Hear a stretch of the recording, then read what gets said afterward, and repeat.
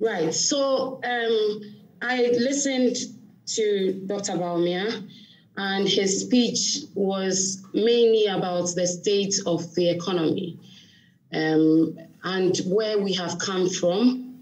He said in his speech that we were doing well before COVID. The figures are there. We can check what the figures are. So he spoke about inflation. He said that inflation was, and we see from the Bank of Ghana data sets that inflation attained single digits in 2018 and 2019. So as far as inflation was concerned, we managed to do something about it. He also spoke about GDP growing, and we saw that before COVID, GDP was actually growing.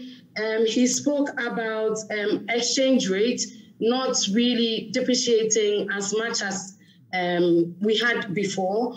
He spoke about lending rates coming down. The figures are there. We can check those figures. And I was happy to hear him admit that we are in challenging times.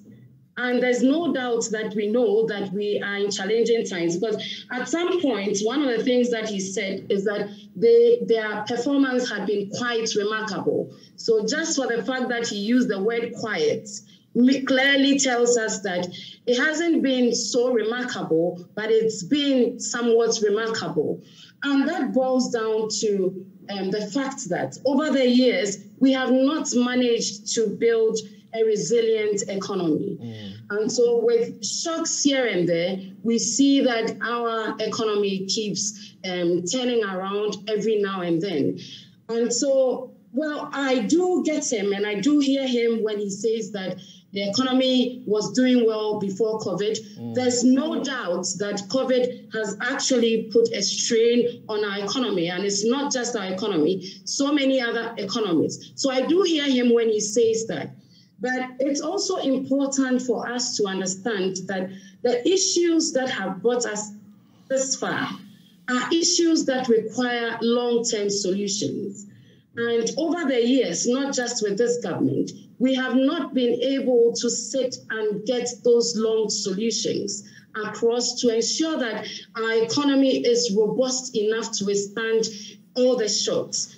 If you take a look at our debt to GDP ratio, and for that matter, how much we spend on servicing our debt as a ratio of our revenue that we mobilize, it's still quite high, and it was still quite high before COVID actually set in. What are we not doing right? These are some of the questions that we need to be asking ourselves. We do have structural bottlenecks that we need to address as a country. And I believe... Before we go